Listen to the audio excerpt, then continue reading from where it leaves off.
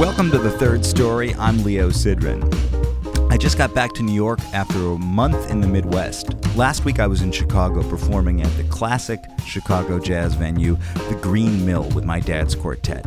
By the way, the Green Mill is a fantastic place. I mean, honestly, it's just a great club. It's one of these rare places where it's always crowded. It's kind of divey, but on the other hand, it gives you a sense that you're sitting in the midst of history. The place has been open since 1907. It was a speakeasy, and what's amazing about it is that they book fantastic music. I mean, I'm not saying that about us, although I think we played pretty well, but in general, they have a wonderful booking policy that features some of the greatest Chicago acts, and it's full of young people dressed to the nines, want to go out and have a good time. Anyway, we had a great time there. But on the way into town, we stopped in Evanston, home to Northwestern University, and to the great Howard Levy. Howard has one of the most inquisitive musical minds of anyone I've ever met. He's an accomplished piano player and a musical fixture on the Chicago scene, having played over the years in a variety of world music and jazz music groups there. But the thing that he's most known for is his astounding harmonica playing. Howard moved from New York to Chicago for college in the early 1970s and almost immediately discovered a new approach for playing the diatonic harmonica. That's the blues harmonica. Maybe it was something about being in one of the blues capitals of the country that brought it out in him. In our conversation, he breaks it down, but just to give you a preview, he found a way to essentially commandeer the blues harmonica and turn it into a truly sophisticated instrument, or rather, an instrument of truly sophisticated music. Over the years, Howard has worked with the likes of Kenny Loggins, Steely Dan, Bobby McFerrin, and is maybe best known for his work with the innovative Bela Fleck and the Flecktones, with whom he played for many years and with whom he shares a Grammy. But beyond all that, I've always found Howard to be a very sensitive thinker, someone who looks for patterns in life and who's often searching for and discovering a deeper meaning in the things that most people take for granted. I've had the good fortune to perform with Howard occasionally since I was a teenager, and from the very first time we met, he was not only generous and very present with me, but also just real. He's the kind of person that if you ask him how he's doing, he'll tell you how he's doing. We talked first about growing up in Brooklyn, his discovering the harmonica, and making his breakthrough about how to develop a new technique on the instrument. We also talked about what Chicago has meant to Howard over the years, and the importance of carving out time and space in his life to develop himself. When we pulled up in front of the house, Howard was playing piano. He was preparing the music for the Jewish New Year, for Rosh Hashanah. He leads the music at Eitz Chaim outside of Chicago. It's a synagogue. And he was just kind of running through the tunes and getting ready for rehearsal when we pulled up. It was like a ray of light coming from inside of the house, especially in contrast to the pouring rain that was outside. And we ended up setting up to talk just at his piano, which was right next to an open window. So you can hear the rain through the window, and it really paints the picture of what the afternoon felt like. Before we talked, he played us a few cuts off of the latest album he made with his group Trio Globo, a group he co-leads with percussionist Glenn Velez and cellist Eugene Friesen. On this particular record, they collaborated with the cantor from Eitz Chaim, the synagogue. His name is Alberto Mizrahi. To set the mood, here's Eliyahu from the Trio Globo album, From Matzah to Menorah, and it features Howard on piano and harmonica. I know it's all feeling a little bit high holiday-ish, but let's face it, we are in the midst of the Jewish New Year, so what better music to play than this? Now I invite you to keep listening. I'm going to check back in a little while and circle back with you. Here's Howard Levy, Trio Globo, with Eliyahu.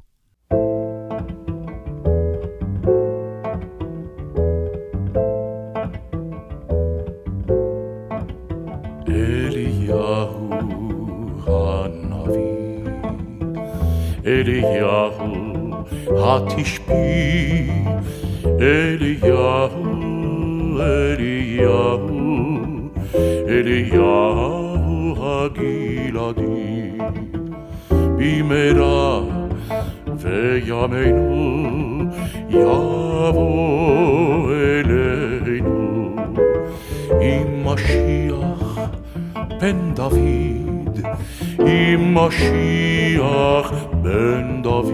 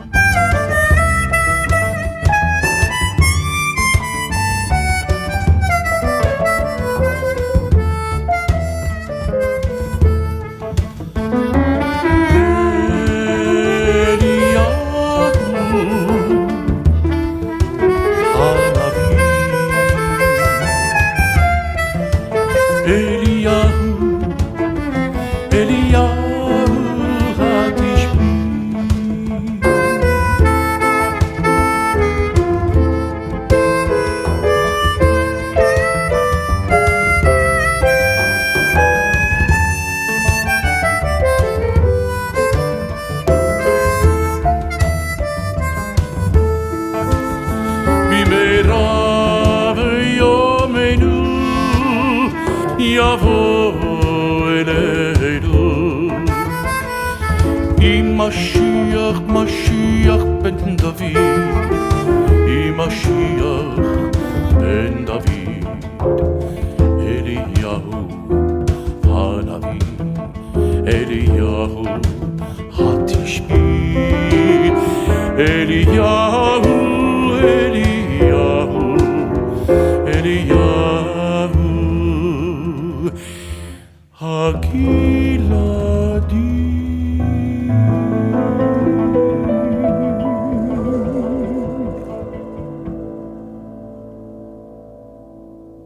I'm so happy that we're all here together. Yeah.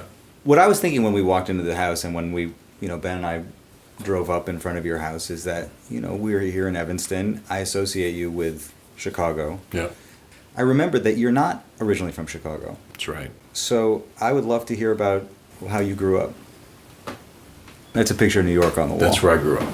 I grew up in Brooklyn. I was born in Brooklyn Jewish Hospital. My parents were both in the neighborhood right next to Ebbets Field. And in the summers, if I would be at my grandparents' house, if the windows were open, the Dodger game was on. And when someone hit a home run, first you'd see it on TV, and then you'd hear the roar of the crowd through the open windows. I grew up like that and lived most of my life in Rockaway Beach, which was pretty much devastated by Sandy, along with a lot of the rest of New York. It made me sick to see it. And I still think about New York just about every day. Although I miss it less and less, I have to say, because it's not the same place I grew up in. But I still get hooked on occasionally watching the Naked City reruns, because that was the New York of my childhood, and what a great show that is, too. So, growing up in New York, I studied classical piano at the Manhattan School of Music, which was in Spanish Harlem, and I think that's where I probably first heard Latin music without realizing it, coming out of the windows of the apartments around the school. And so I took classical music and theory. And how old were you when you were going to? From age 9 through 12. And then I went to this private school in Brooklyn, which has been unfortunately in the news for some really sleazy stuff. And I'll admit it on tape because I'm in an awkward position where they gave me a Distinguished Alumni Award and I had to go accept it in spite of some of the weird things that have happened there. It's called Poly Prep, and I went there for 7 years. I learned a lot there. But one of the coolest things about going there was that they had a pipe organ. And I heard this thing and I went, oh man, I want to learn how to play that. And so I studied Bach for 2 years on the pipe organ, which was a really big influence on me, playing with the foot pedals and the whole bit. And then I started, listening to rock and roll, and then got into blues, and then got into jazz. And being a teenager in New York, I was there just in time for the end of that golden era of Impulse and Blue Note. So I got to hear a lot of the really amazing players in like 68, 69, 70. Went to the clubs, even though I wasn't old enough to drink. They didn't care in New York. If you're under 18, which was the drinking age, they say, here's a drink, you can order a Coke and sit over there. That's great.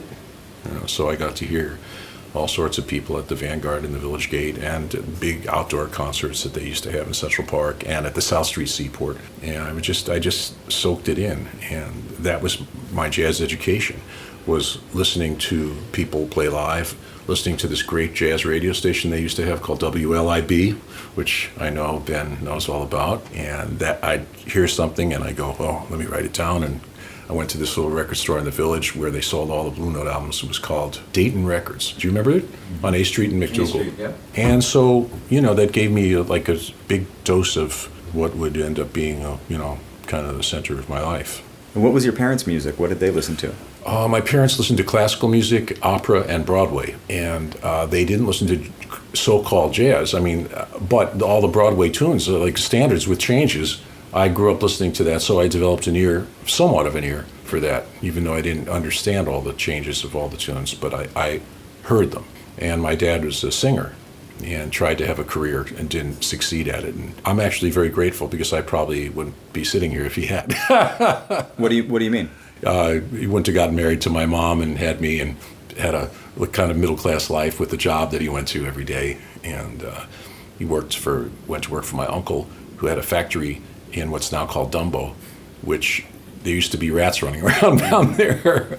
And they made drinking straws and wrapped toothpicks and placemats and stuff like that. And then my uncle sold the business, and my dad started his own version of it when he was in his mid-40s and did it for 30 more years. So do you think maybe your dad was excited that you showed interest in music since he had tried and it didn't work out for him?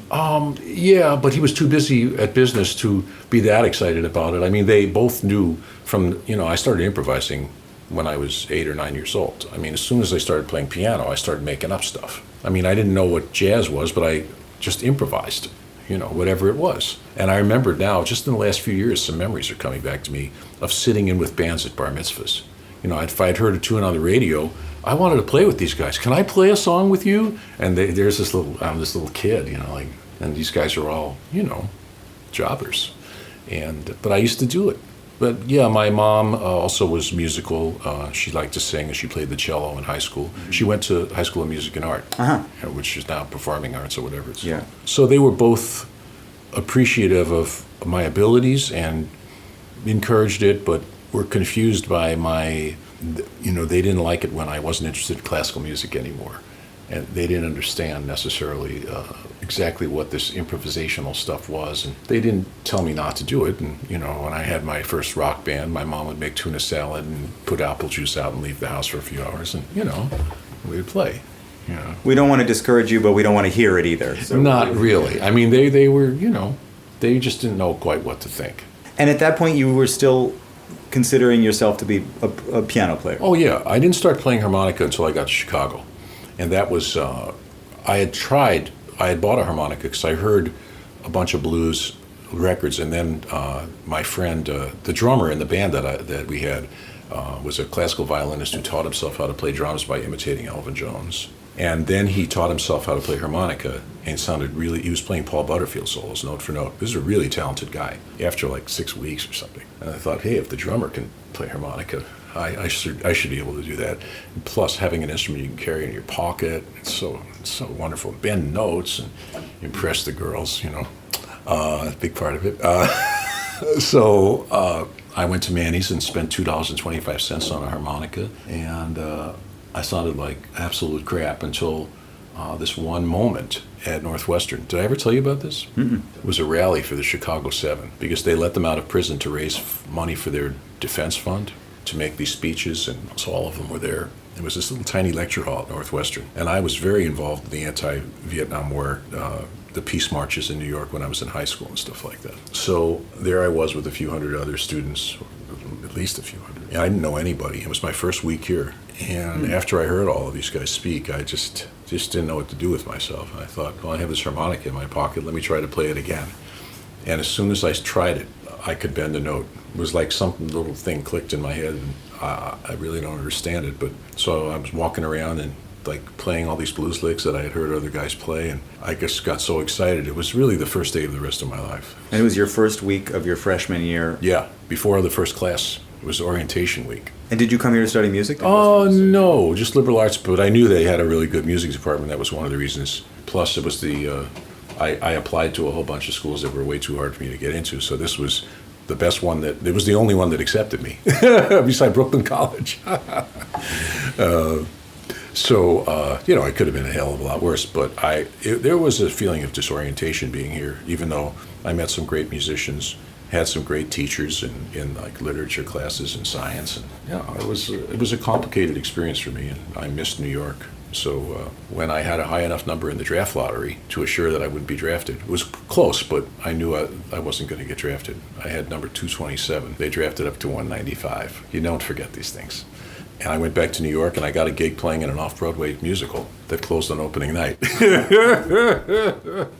But I was going to New York with a gig, paid me $300 a week. I thought, hey, this is all right. And there were friends of mine from here who got me the gig there. I always had wanted to live in Manhattan because being a guy from Brooklyn and Queens, you always end up going, quote, into the city all the time to do things. Yeah. It's not as extreme that way as it used to be. But back then, everything that happened in New York happened in the city. And plus a lot of my father's relatives lived in the village, and so we would go there and visit them. My grandma lived on 9th Street and 5th Avenue, and I had uncles and aunts and cousins who lived all around there. And my grandpa and my uncle on my mom's side had an auction gallery on 4th Avenue and 12th Street, and all the furniture in our house came from there. And so I was always visiting my grandpa, and so I really wanted to live in the city. And that was an amazing year and a half for me. It was tumultuous, and that's when I started playing saxophone and mandolin and guitar and flute and all these other instruments. So what led you to pick up all of those other instruments? If I heard a sound that I liked, I wanted to be able to make it. That's basically it. And did you have a sense that this was your future? You were going to be a musician? At that time, yeah. I had decided that when I left Northwestern. And then I doubted it again when I left New York after a year and a half because I wasn't good enough to be a professional in New York at that time. I needed to work on a whole bunch of stuff that I wasn't good enough at. Did you have any experiences that sort of underlined that for you, that you felt, I'm not ready to do this? I just knew I wasn't ready to do it, and I needed to get my personal life solidified. I needed to be in a relationship with someone. And if you're in New York and you're not good enough and you don't have a relationship with somebody, it's like, it's the cruelest place in the world to be. I don't know if it's that way anymore, but it sure felt like that at the time. Plus, having lived outside of New York, I realized that there were other realities. Because when I was growing up there, I thought, that is reality. And then when I came back there, I looked at it and went, wow, this place is crazy. I thought this was normal growing up. Mm-hmm. Plus, it was getting more dangerous all the time. The early 70s in New York, where I describe it as an endless Kojak episode. Mm-hmm. So it was really, really dangerous. Just anywhere at any time, you could be robbed or mugged or killed. Anything could happen to you. So I was really relieved to get out of there. So I moved back to Evanston, and then I met the woman who I ended up marrying and being with for more than 25 years. And then I was starting to wonder if I really wanted to be a professional musician. Like, I needed to work on more stuff. I just practiced a ton, and that's when I got into what they now call world music. I started listening to music from every different country and had day jobs in factories. And I was a furniture mover and a painter and punch press operator and plumber's assistant, did all sorts of other stuff. Because I had worked for my dad's in his factory too for several summers, and being a shipping clerk and foreman, he wanted me to be, small business and son, Mm-hmm. So I started playing more on the scene in Chicago in like 1976 when I was about 25. That's when things started to really take off for me. And had you developed your harmonica technique at that point? Oh yeah, I developed my harmonica technique after 3 or 4 months of playing. Because I said, how come this instrument doesn't have all the notes on it? What kind of crazy thing is this? So let's talk about that for a Sure. second, because I think when people hear you play, if they don't understand the layout of a diatonic harmonica, they may not understand what's happening. Yeah, when I started playing, all I wanted to do was play blues originally. So I, imitated people who I'd heard, playing blues licks, and I should probably do it on a C harp because that's most like the piano. Even though the G was the first one that I. Why a G harp? Well, I like the lower pitched harmonicas more because it's a richer sound. And most harp players like playing on a lower harp. Like a G or an A or B flat. That's a G. It's nice and low, But the C harps works better for illustrating things because being a piano player, C harmonica has the notes of the white keys of the piano. Uh-huh. Not even all of them, but the middle does. If you blow and draw alternately, the harmonica, the breath goes in both directions. Uh-huh. So you blow and draw. And on the bottom octave, there's only those 5 notes because the Germans left out the F and the A to be able to get the 5 chord for playing German folk music. It's sort of like an auto harp, so whatever major key melody you play can be harmonized.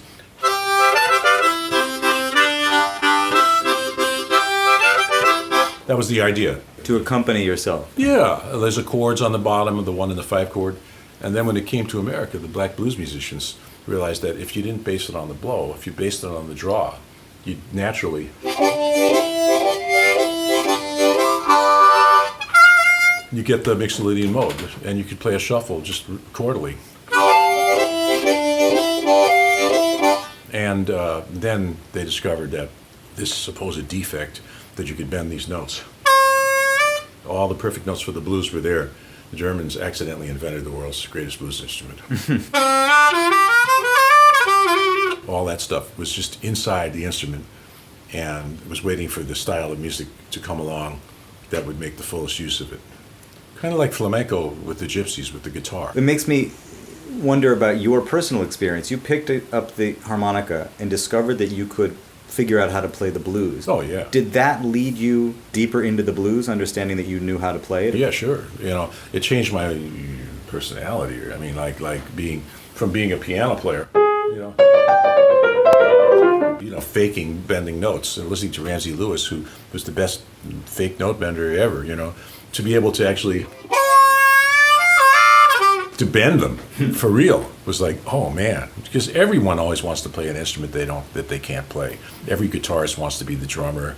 Every drummer wants to be the bass player. I mean, everybody, you're in a band with your friends. You think that your friend's instrument has something that's cooler than yours, So that's why I learned how to play all these instruments, because I wanted to learn music from the inside out by playing the instruments, playing some bass, I'm not a drummer, but I know how to play a simple beat on drums, just to see what it feels like, and playing saxophone.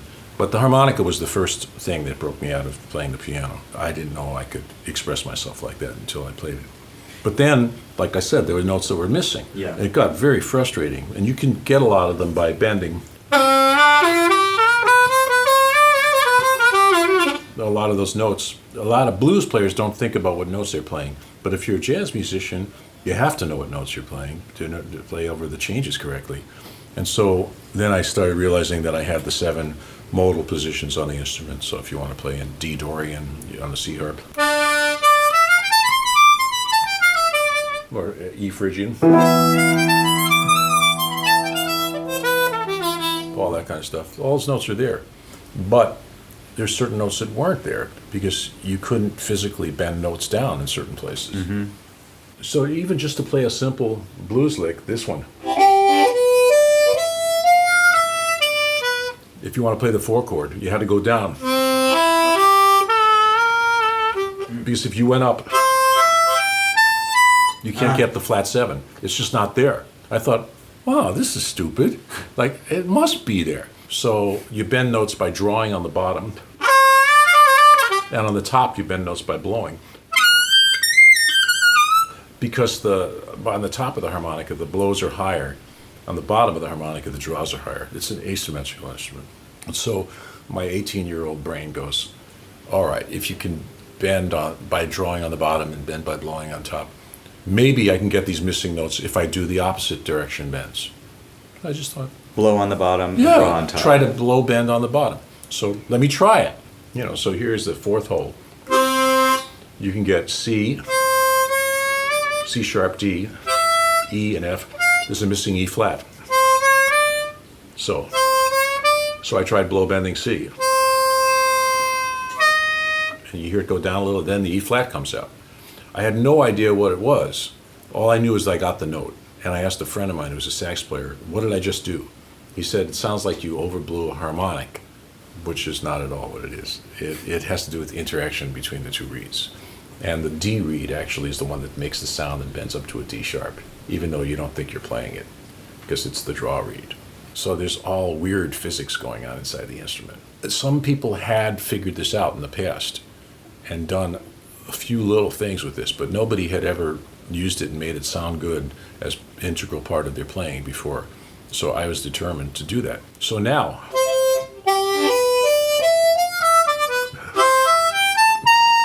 that the 6th hole, if I try to bend it down, it goes up to a B flat. And further, so it's a matter of where you want to locate it. So with this technique,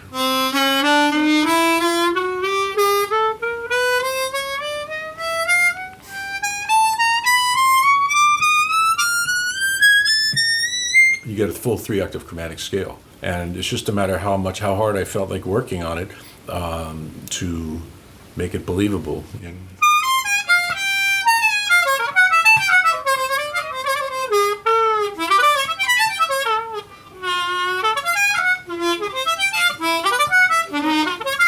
to be able to do all that stuff.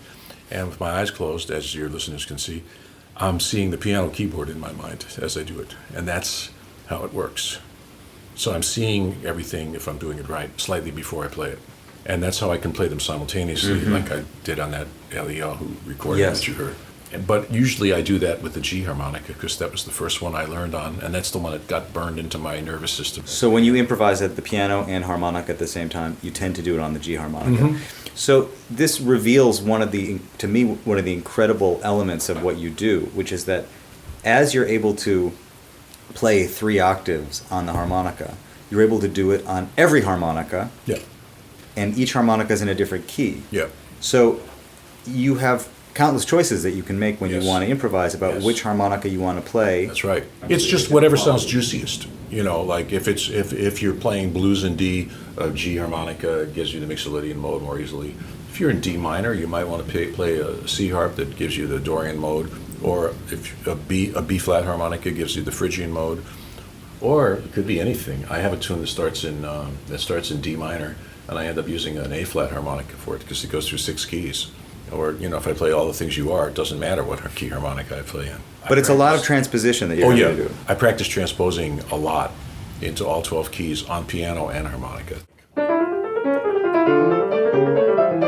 know, these Bach inventions. That's why I just like, I better face the piano.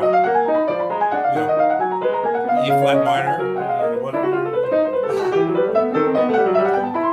E minor.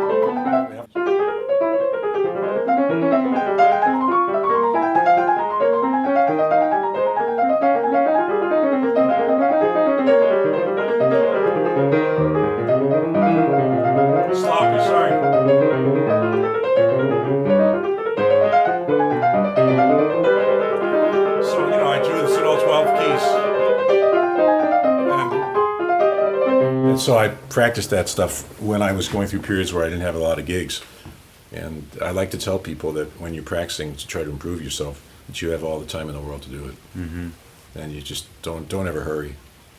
You know, just take as much time as you need. And people say, how many hours a day do you practice? And I say, it's not how many hours you practice, it's how intently you practice and take breaks and come back to it, and then it's been absorbed into a deeper level of your body and your mind, you know, when you practice intensely and take breaks. It seems like your mind and body were ready to make this discovery and this breakthrough. And when you discovered it, whereas somebody else might have said, oh, that's kind of cool, I can get these notes, you understood intuitively that this was a real innovative thing that you could do, and you could change the nature of the way people think about the instrument. And also, the reason I wasn't interested in the chromatic harmonica, which had the button on the side, and it's physically easy to play the notes, except you have to coordinate this button thing, which is not that easy.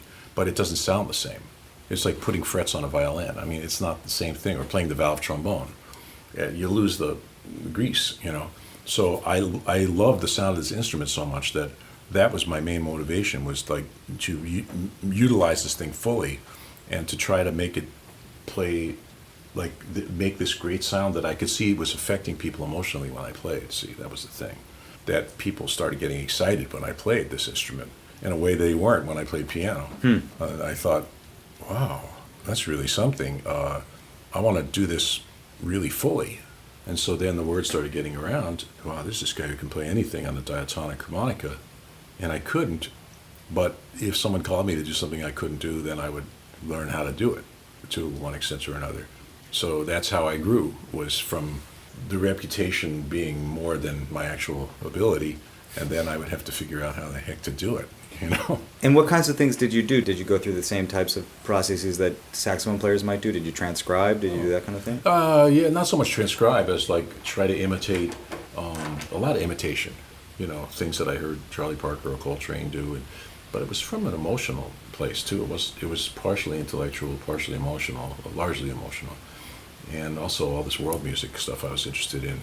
I thought, man, the harmonica can do a lot of very funky stuff. I mean, if you play it and Middle Eastern music on it, you know.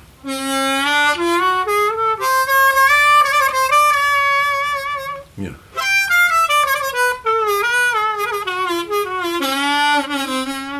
That's in D flat on a C harmonica. Because the way the bends sit.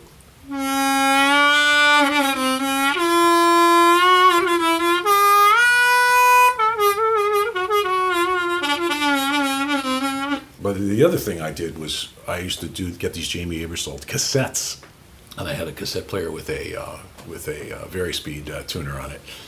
And sometimes, this is later, when I was on long tours, I would just sit there and play along with, whatever one, a bunch of Ellington tunes.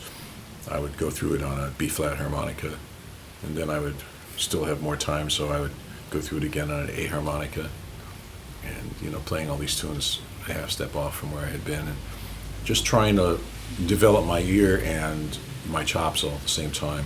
And then the other thing that happened is a guy came along, various people came along and tried to improve the performance of these instruments, because I didn't know anything about how to make it do these things more easily.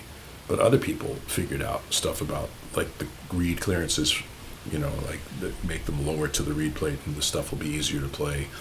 And some people started modifying the instrument, just taking some of the 90-degree angles off of the millwork from the factory, make them play more smoothly, embossing the reed plates to get the tolerances a little closer. And it made, I'm playing these customized harmonicas. They're still tuned the same, just Silio Susanna harmonica, but they play more efficiently.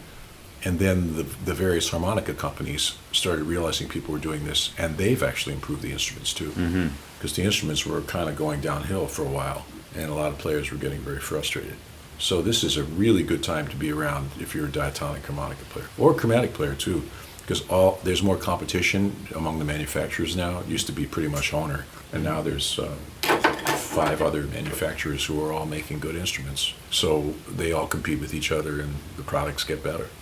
So as your reputation grew and people started calling you for more and more of these gigs, you discovered world music. How did that eventually lead to your career as we see it today? Like, what were some of the foundational gigs that happened? Well, I started really getting into Latin music, big time, Afro-Cuban stuff, and part of that was from growing up in New York and hearing it on the street, hearing guys jamming in Central Park. Jerry and Andy Gonzalez used to have these huge jam sessions that I used to walk around and listen to and just wonder where one was, and I heard Eddie Palmieri play a bunch of times, and so I got really interested in that, and there was this band in Chicago called Chevrolet that I joined.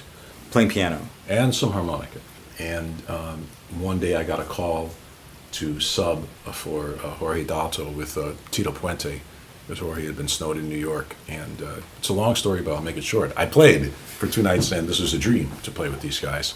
And Paquito was in the band. And what ended up happening was that he ended up hiring me on piano for some of his American gigs, because I played really well on the gig with Tito, and it just raised my playing up to another level to play with guys like that. One of the things that prepared me for it, and was that I was also doing a lot of jingle sessions in Chicago.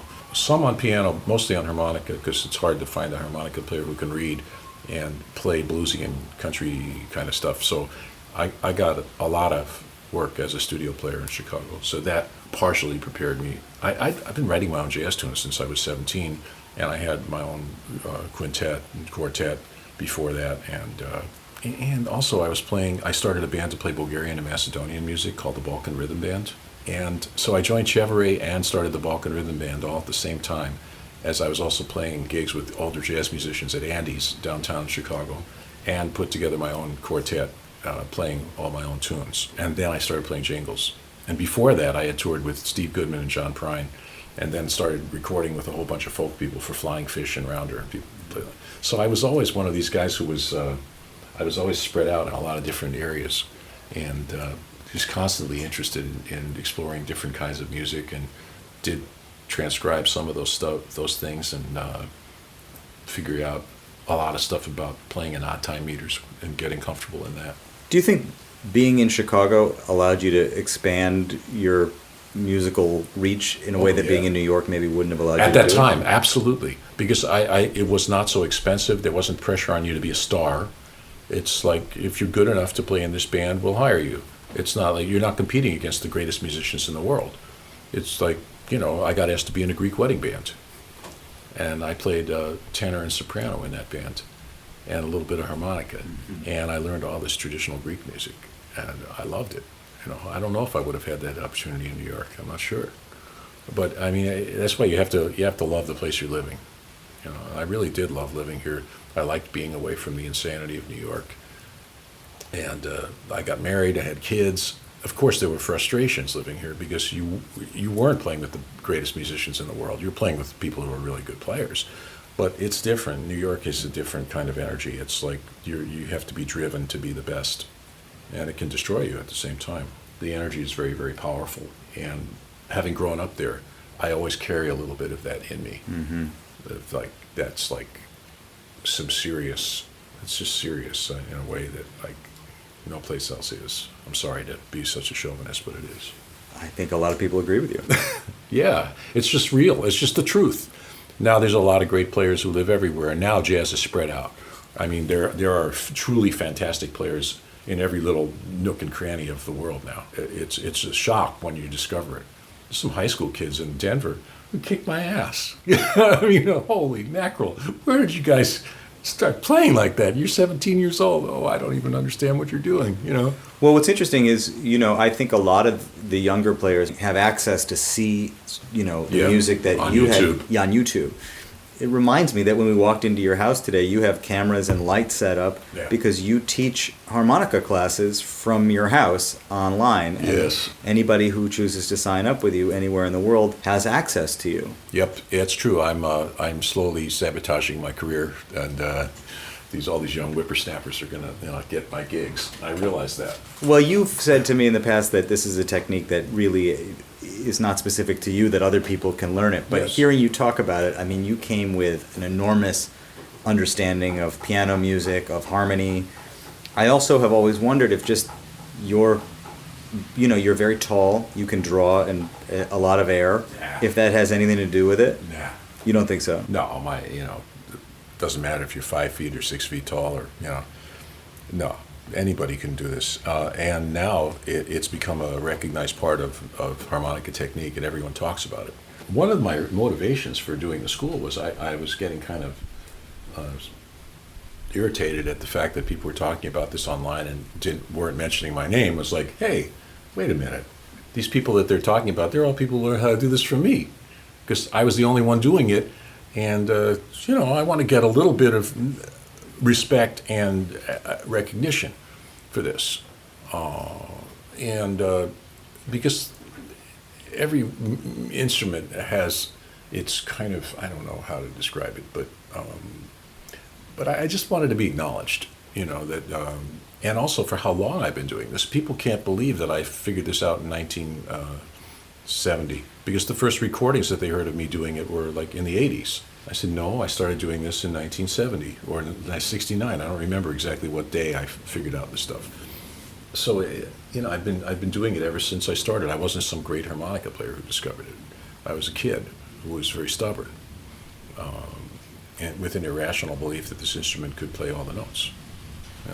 Just because I said every instrument has all the notes on it, so I'm going to find them on this one. I wonder if it would have been easier in some ways from a career standpoint if you hadn't also been interested in playing piano and doing all of these other things. Because the piano is what enabled me to do this on the harmonica.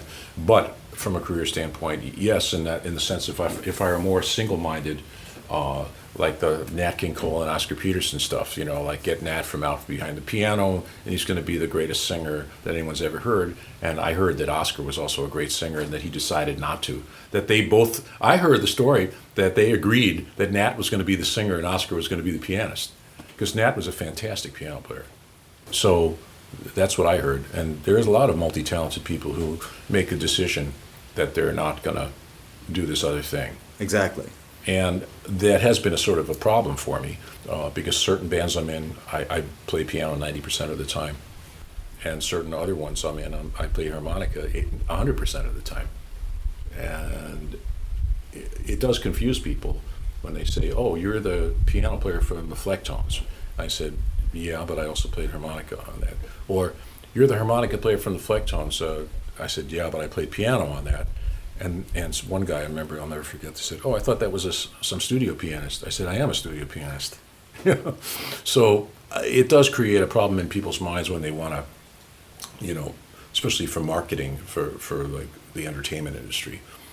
They want to make you into one thing. This is the greatest, like they do with every movie, the greatest love story ever filmed, the greatest harmonica player, blah, blah, blah, and they want to hype you.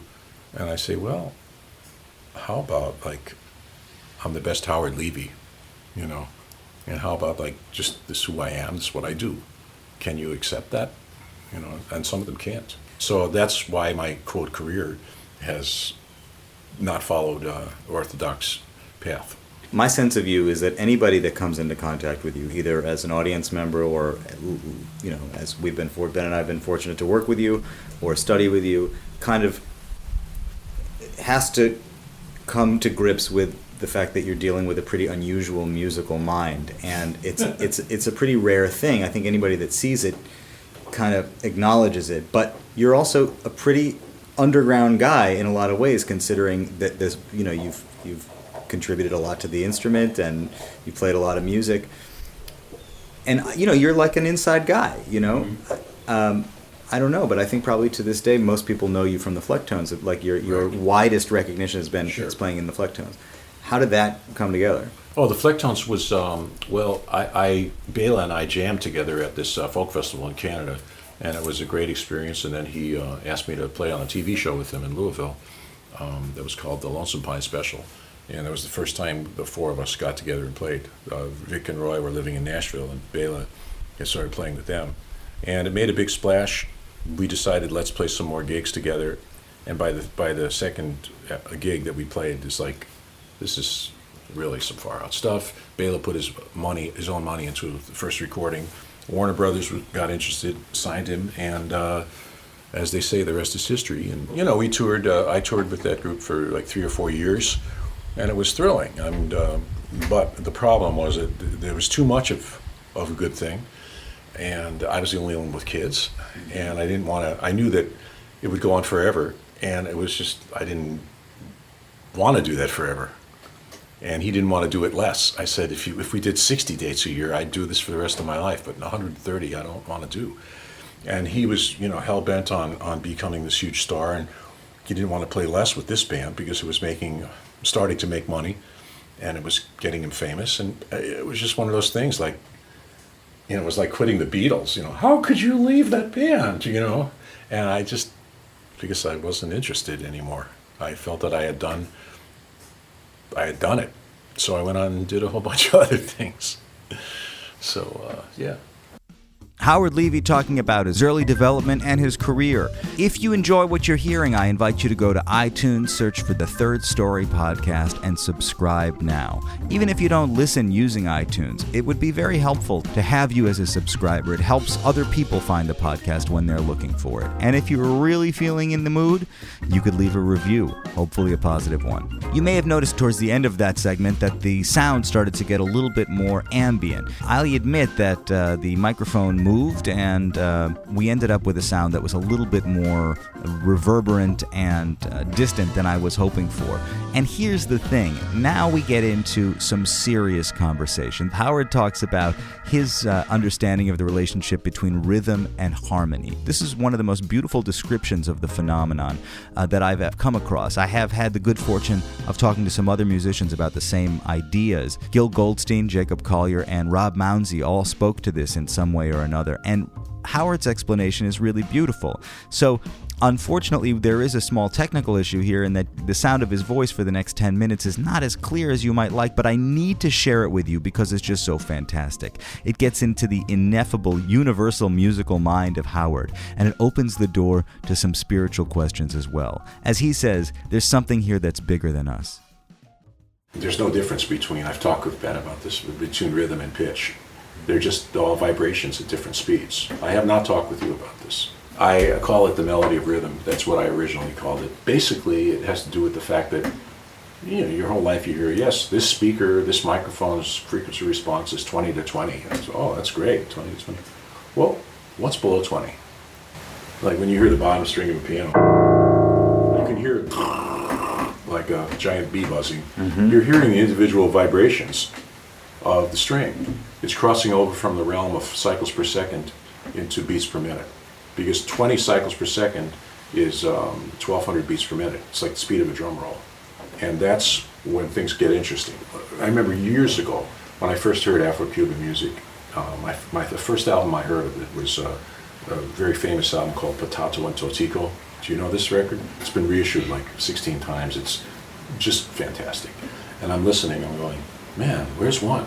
Like, how do they know when to come in with the words? And like, what are those things that are beating in the background, the clave, like, what is that pattern, So I'm trying to figure this out with my ears, and it's just, and people would ask me, what is this about this music you like so much? And I'd say, well, all the rhythmic instruments are playing melodically, and all the melodic instruments are playing rhythmically. I said that when I was like 19, That's what I love so much about it, And that's what, if you listen to certain jazz musicians had that. Sonny Rollins absolutely had that, because he would always have this screwball rhythmic stuff. He didn't just go, he would be like a rhythmic improviser, like bending your sense of time with his playing. And of course, there were a bunch of bass players like Ron Carter would do that in Miles' group. So this is where, to me, it comes together, is in the fact that rhythms are slower speed vibrations, pitch sounds are faster speed vibrations. And the human being perceives these different vibrations with different sensory organs, or else we would not be able to walk down the street. If we had one sensory organ that perceived everything, we'd sit under a tree and go om for the rest of our life and never be able to play, So the thing that started me on a real organized exploration of this was, I had reached a certain point in my life where I wanted to know what was up.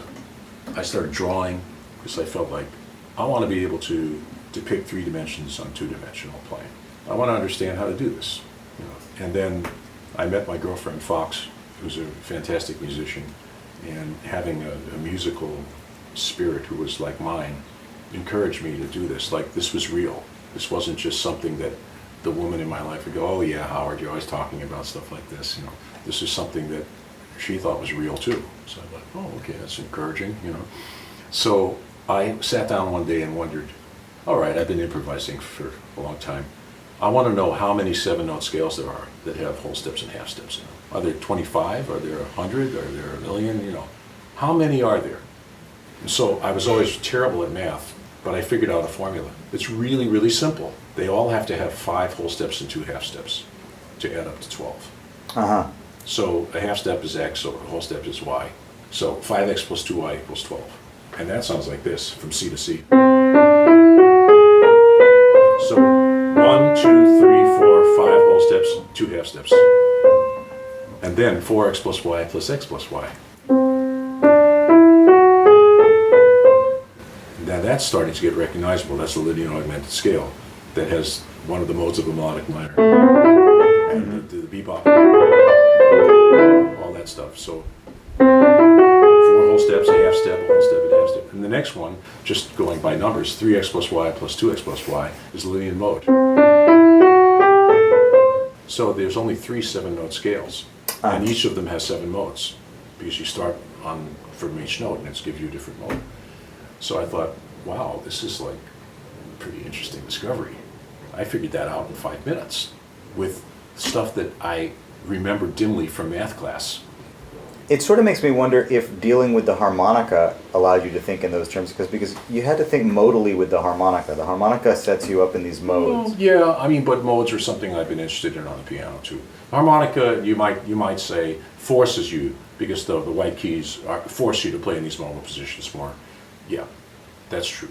So anyway, that's the harmonic, the pitch aspect of it. Now the rhythmic aspect of it is really interesting.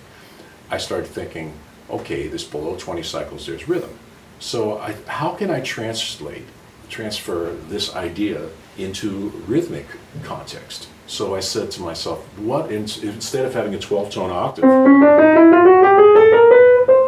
what about a bar of 12 beats? How about 12/8? Just for the hell of it. So now we have 12 eighth notes. What would be the rhythmic thing as equivalent to 5X plus 2Y in rhythm?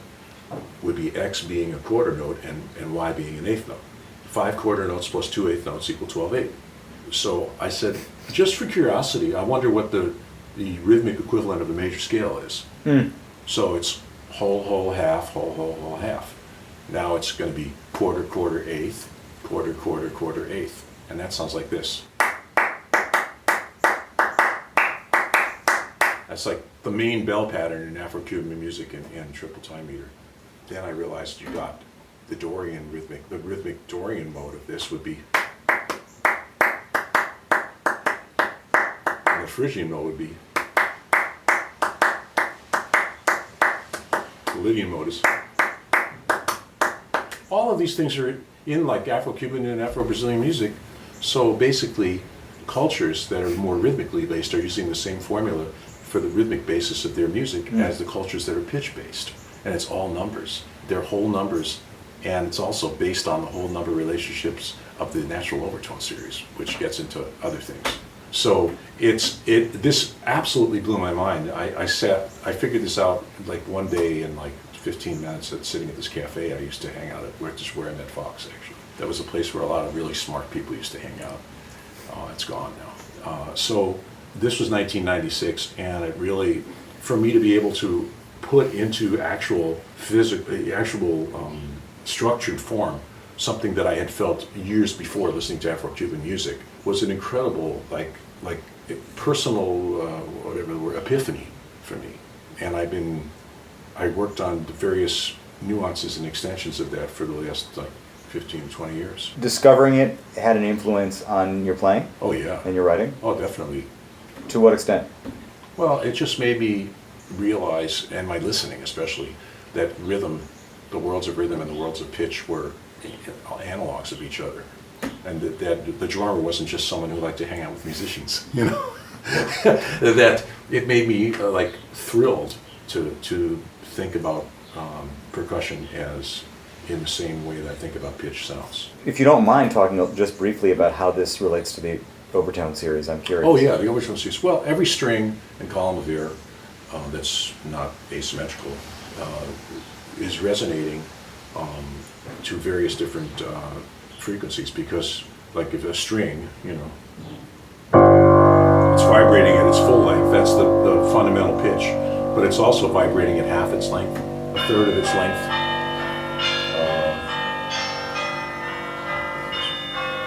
It's in tune with my, I'm sorry. That's good. I'm just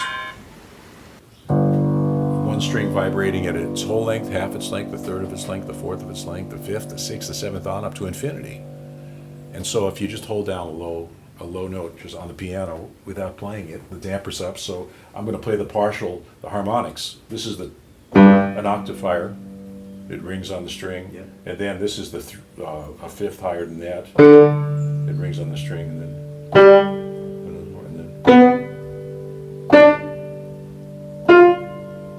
they're all ringing on that string, which is those are what trumpet players play with bugle calls, and you know. So I started thinking about what would the rhythmic equivalent of this be, and a bunch of other people have thought about this before me and after I thought about it. Is that the intervals that we play before you get into tempering them to get the tempered 12-tone octave, they are based on pure ratios. So the fifth, which is generated from the interaction between the first two harmonics, so is a ratio of 3 to 2 in vibrations. The fourth is a ratio of 4 to 3 in vibrations. The major third is a ratio of 5 to 4. The minor third is 6 to 5. And then this other minor third is smaller in the non-tempered world. That flat seventh is actually flatter. And then you get into 9 to 8 and 15 to 16 and all these other. So I thought in rhythm, 3 to 2, it's a polyrhythm. If you take this thing, which is 220 and 440 in pitch, 220 and 330, A, 220, and then a fifth above in the non-tempered world would be 330. You slow it down 100 times, you get the polyrhythm of 3 against 2. The fourth, which would be 330 to 440, which is 4 against 3, is, 3 against 4. And then you get the major third, which would be, I can't remember which, let's say 440 to 550 or something like that. So, which is very much like a frevo. which is sort of a tempered version of 5 against 4. You start looking at everything numerically and mathematically, it gets really, really interesting. And so polyrhythms and intervals are the same things at different speeds. So this also blew my mind when I started realizing this, you know. And and then if you get into the frequencies above pitch, you start getting into light. And it's, interestingly enough, if you take white light and split it up with a prism, you get 7 colors. So we have like 7-note scales all over the world, really, really common. And we have these 7-note rhythmic patterns, you know. So there's numbers that keep coinciding in the super fast vibrational speeds of light, the middle speed of pitch, and the lower speed of rhythm. And then even below rhythm, where like rhythm is related to body movement. If it's slower than the speed of your walking, it's hard to feel it. Then it starts getting into time, which is more abstract. You have to count it. And then you need a watch. And coincidentally, that has 12 numbers on the dial. And then if it's slower than a watch, you need a calendar, which coincidentally has 12 months. And the weeks are divided into, there's weeks of 7 days, and they have 5 weekdays and 2 weekend days, which on most people's calendars, the weekend days are half the size to make them fit on one line for non-musicians who don't work on Saturdays and Sundays. So I find this like fascinating, that these numbers just keep reoccurring. Yeah, I'm not making this up, you know. And there's nothing mystic. 5 and 2, 7, 12. It just keeps reoccurring through all of these different things. It's not mysticism or anything. It's empirical. No, but it's interesting when you started to talk about the vibrations of the overtone series, and you said this is why scientists become religious sometimes. Yeah. And it does sort of speak to this thing that I think some of us feel without being able to articulate, which is whether or not you're composing or improvising or just playing, there are those moments when the music sort of feels inevitable and you do open yourself up as a channel to it. Yeah. And we don't know what to call that, but it may be that we are literally a vessel for these naturally occurring things, yes. And we're just tapping into them. Man, I agree 100% that it's bigger than we are. Yeah. And we're just dipping into the stream. Yeah. Especially when you hear like really like great composers and improvisers, people like Bach and Coltrane, and you know, they were in this, they were dipping into something, you know. And that thing translates even on recordings. You can hear it, you can feel it. That's what's amazing about it. And with Bach, you feel it through playing it, through listening to performances of it. That there was some other thing that was larger than we are that these guys tap into. And with Indian percussion, the same thing. You know, Indian raga playing and South Indian percussion. They're tapping into something that's already there. And you think of the visual arts in the same way? Oh yeah, I mean, I actually have a visual notation for a lot of these things that I made up, which has a nice design in it, and I can show it to you on my computer. Because I realized that rhythmic notation, that's an interesting thing, Western music notation. Pitch is absolute, rhythm is symbolic. What do you mean? Well, I mean, like some circle without a line on it means that you hold it for 4 beats. A circle with a line on it means you hold it for 2 beats. Circle with a line on it with a little dot after it means 3 beats. But that isn't what it means. Whereas that circle is on a line that says G, that's G, because that's absolute. Rhythmic notation is symbolic, and you have to read it. It doesn't look like what it sounds like. If you look at a jazz gig, da-da, ba-da-ba, that doesn't look like that. You learn that this pattern of dots and rests is that. And you give it to a classical musician, and they won't play it like a jazz musician would. It's symbolic. And so if you make the lines, if you make rhythms on the horizontal plane, you know, a long block is as long as it lasts. And other people have done this. Henry Cowell did it. And, you know, a shorter block takes up the amount of time that it lasts for. I have a diagram like that I made with these modal scales, these modes of these different scales, and you can see them visually. And you can interpret them if you want as pitches or if you want as rhythms. But for rhythms, it's easier. It's way easier to go ba, ba, da, da, da, da, da, like that, seeing it like Morse code. Yeah. Like dots and dashes. It's exactly what it's like. It's like rhythmic Morse code.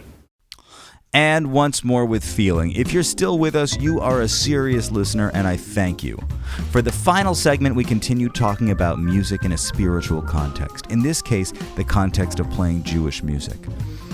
So here's where the observer and the observee kind of change hands here. We're sitting in Howard Levy's living room with Howard, myself, and my father, Ben. And Howard and Ben started working together in the early 1990s. The first project they worked on was my dad's record, Life's a Lesson, which was in itself a project of Hebrew liturgical music performed by jazz musicians. Howard subsequently has taken on his own relationship to playing Jewish music. He's the music director of a synagogue outside of Chicago for the high holiday services, and we started to talk about the experience of playing religious music or music in a religious context. And as we get into it, he references working on this record, Life's a Lesson, with my father and the importance of that particular project. So the whole thing kind of turns in on itself, but it really is a beautiful moment between all of us. Thanks for checking out today's conversation. I'm really feeling wonderful about this. You could probably hear. I love reaching the point when we get into some kind of a resolution, and I feel like we did reach it in the conversation with Howard. So for your final assignment of the day, I invite you to go to third-story.com and sign up. If you like this conversation, I bet you'll also like the conversations with Jacob Collier, Gil Goldstein, and Rob Mounsey, all of whom cover in their own unique way some of the same themes and topics that we spoke about with Howard Levy. So as we came in today, you were preparing the music for the high holiday services. Yeah. This has become a part of your life also. Yes. So maybe just to kind of finish up, we could talk about your relationship with Jewish music going back to being a boy and how it's kind of come into your life again. Yeah, it's funny, when I had my bar mitzvah, I was so looking forward to the party. I thought this is going to be great. And I discovered to my surprise that the actual service was like a spiritual experience for me. Like, I didn't think it would be. It was like, wow, this is really heavy. Because I was always intimidated by organized religion and never felt like I wanted to be up there like doing this thing. And it meant more to me than I realized it would. And the party, I was going, oh, this is nice. All these girls are kissing me and everything.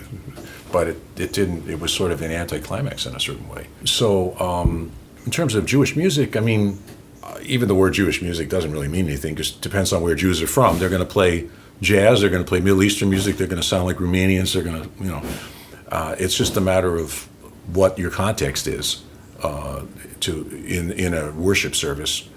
And so I found this one group that wanted to hear my music in their worship services. And they wanted me to write some tunes, and I had to learn some of their tunes, and some of it was kind of, some musically is pretty simple. But it meant something to me spiritually, to reconnect with my religion through the vehicle of music, which is what like Charlie Parker said when they asked him his religion, he said, I'm a devout musician. And that's, that's who we are. We don't like sitting around listening to people talk and, singing occasionally. We like playing. That's how we worship. If you're going to worship, that's we have to do our thing. And so for me, being able to do my thing in the context of the religion that I was born into, which is an amazing tradition, is a wonderful thing. And one of the very first experiences I had doing that was playing on your album. Is that right? So it's partially your fault. How wonderful. How wonderful. I didn't realize that, but I remember it. And that was a very revolutionary record to put out, where like jazz musicians who were Jewish said, we like playing these tunes. We all really dug Avinu Malkeinu when we were growing up, because it's a jazz waltz, and we always wanted to blow over it, and no one's ever asked us to do that before. And now a lot of people are doing that because of you. Yeah, thank you. You're welcome. Just as you said, you don't mind a little recognition for having invented the technique. I don't mind a little recognition for having done that 30 years ago or whatever it was. That was an important thing. I mean, because like Jews have been musicians, like in every society they're in. I mean, in Iraq, like the Radio Baghdad, a lot of those guys were Jewish. In Spain, every place. And hearing you talk about your own kind of musical diaspora does kind of come into line with the Jewish experience, because everywhere you go in the world you'll find Jews, and you've become interested in the music of all over the world, so you can sort of bring your own musical point of view to playing Jewish music, and it's all there. You'll find Jews in all of those traditions. Yeah, it's something that these people that I play the high holiday services for appreciate who I am. And I learn a lot about my religion that I was born into through being part of these services. It's a two-way street, because I'm not any great authority on Judaism at all. I mean, my knowledge is like sketchy. They throw around the terminology. Like if I said sharp 11 to them, they wouldn't understand it. And, you know, they're throwing all this terminology around, and I like. The experience of being involved in music and then bringing it to a Jewish tradition, for me, was enlightening in terms of what prayer means. I never really understood what prayer was until I realized that's what we do when we play. It's a form of prayer. And so it's a very Jewish thing that we're talking about, even if we're not talking about Jewishness. One of the things that ties it all together is that I showed A Love Supreme to the cantor who I play with. And I said, look at the poem on this record. Have you ever read the poem? I don't remember it. It's straight out of the Jewish liturgy. And I said, you know, the fourth part of A Love Supreme, do you know what that is? Coltrane is playing the poem on tenor. He's playing the poem. I found that out from reading a book, and I had no idea, because people play the first, especially the second and third parts of that. They're tunes with heads, and you know, you can improvise on them. The fourth one is in free time, and he's playing the poem. I said, it's just what a cantor does. And the cantor went, this is beautiful, I want to sing this. So Miles and I played basically B-flat minor, bluesy things, and this cantor has just a great natural ear. He held up the A Love Supreme album and read it off the back of the record, and we did it. And a surprising number of people in the congregation came up and said how much they loved it. All vibrations go back to God. That's one of the lines in it. And that's basically what you just said, Ben. We should mention also that you do this music with your son. Yes. You know, we started out by saying your father had wanted to be a musician and had ultimately not been able to. Now you're able to play this music with your son. I obviously have my own personal relationship with my father, and we play music together, but how has that been for you to nurture a young musician and play with your son, you know, share that with him? It's the greatest thing there is. I mean, it's just, it feels very natural now, because now that he's 36, we're just playing a gig together and enjoying ourselves. You don't have to be the father. Right, not at all. He doesn't have to be the child. No. It's a beautiful form of freedom. It really is. And I'm just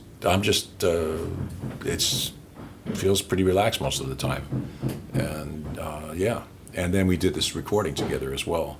And the funny thing about that recording was that the weekend that we did that, I think it was 3 years ago, I played on Prairie Home Companion, and then we played a Jewish wedding for this cantor's daughter. And then the next day, we went in the studio with Larry Gray and me and Miles, so my brain was totally confused. I hadn't been, quote, playing jazz, although I did play some jazz, but I was Lutheran one day, Jewish the next day, and then you go in the studio, and that's part of the reason I think the album worked, is that I was kind of disoriented a little bit in a good way, doing the free improvisational thing that was just, who the hell knows what's going to happen. The funny thing is that our one live gig that we did a few months ago, I had transcribed some of those free improvisations that sounded like compositions. And as we were playing the gig, actually as we were doing the sound check, we didn't know this, but Ornette passed away. And you know, without Ornette, we would not have been there. So that was a weird, a very, very copacetic feeling, actually. I mean, I see you, Howard, as always looking at these naturally occurring things in the world and ascribing meaning to them, or finding meaning inside of them. From the time I was young and I first met you, I feel like we've always had conversations where you basically said to me, here are some things I've noticed in the world, and I think that they mean something. Oh, interesting. You know, and you know, going back to that moment when you first figured out how to bend the harmonica note and thought, this means something. That's really what I take away from talking to you, is that there's meaning hidden in the song of the birds, there's meaning hidden in the air, there's meaning everywhere, and we can tune into it. And wow. So thank you. You're welcome. That's a, humbling statement. Thank you. Thanks, Howard. Sure. Yeah. So I've been reading Camus recently because of it's complicated, but of course, it's all about meaning, and without meaning, it's absurdity. Yeah. Those are kind of the only choices. Either it's absurd or it's meaningful, and you almost have to come down on one side or the other with faith. Or both. Or both. Yes, exactly right. Probably both. Exactly right. Yeah, not too much, but As long as you need a little comic relief in your life. I mean, that's what you said about Chicago. That's the Chicago thing, because obviously Ken Nordine was deadly serious. He was talking about the world as we know it, as we live it. Yeah. And so was Del Close. Del Close. Whatever. Yeah. Yes. Del Exactly. Close. And it's a kind of a Midwest thing, I think. You are very serious about not taking it too seriously. I agree with you, because from a guy like you who has lived on New York, L.A., and here, and you get a perspective on these things, these profound differences in attitudes. You just feel it like a magnetic field. Yeah. You know, you feel that you're being pulled in a certain direction when you're in certain places.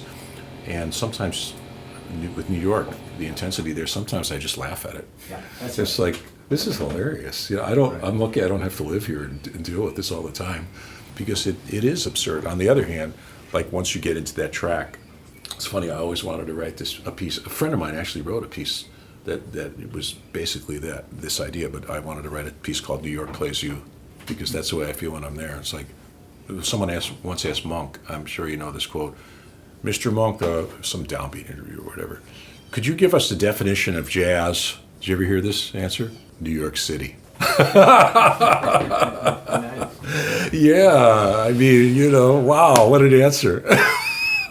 People become addicted to the feeling of being played, you know, and that becomes a big part of it. Is, you know, in a lot of ways it's easier to just let the city play you than to actually have to figure out what you want to do. That's the way I felt when I moved here. And like, you can be philosophical. I probably wouldn't have had these thoughts about the numerical relationships between things sitting in New York. I'm just busy playing and like, you know, like, oh, I fucked up that. You know, I better get better at this. And instead of, I wonder what the relationship is between this and that. And that was Carl Sandburg's whole image of Chicago, city of big shoulders, wide open spaces. Yeah. This idea of space being important. Yeah. Right? That's Well, Amma Jamal's playing. yeah, there it is. And Miles listening to it and saying, this is something different. Yeah, this is what I I'm want talking to. I about. want to do that. Yeah. Which is why Miles' solos are like compositions on those on Kind of Blue. Yeah. I mean, you have to quote them. I mean, if you're playing those tunes, they're You have to. The tune. Yeah. That is the tune. That is the tune. Right. Yeah, man, it's so great to see you guys. Oh. It's great to hang. Oh man, what a wonderful interview. Wait, don't stop us. It's so Don't stop sweet. It's so sweet. Thank you. City. Yeah, I mean, you know, wow, what an answer. People become addicted to the feeling of being played, you know, and that becomes a big part of it. Is, you know, in a lot of ways it's easier to just let the city play you than to actually have to figure out what you want to do. That's the way I felt when I moved here. And like, you can be philosophical. I probably wouldn't have had these thoughts about the numerical relationships between things sitting in New York. I'm just busy playing and like, you know, like, oh, I fucked up that. You know, I better get better at this. And instead of, I wonder what the relationship is between this and that. And that was Carl Sandburg's whole image of Chicago, city of big shoulders, wide open spaces. This idea of space being important. Yeah. Right? That's Well, Amma Jamal's playing. yeah, there it is. And Miles listening to it and saying, this is something different. yeah, this is what I I'm want talking to. I about. want to do that. Yeah. Which is why Miles' solos are like compositions on those on Kind of Blue. Yeah. I mean, you have to quote them. I mean, if you're playing those tunes, they're You have to. the tune. Yeah. That is the tune. That is the tune. Right. Yeah, man, it's so great to see you guys. Oh. It's I'll take a picture, great to guys. hang. Oh man, what a wonderful interview. Wait, don't stop us. It's so Don't stop us. sweet. It's so sweet. Thank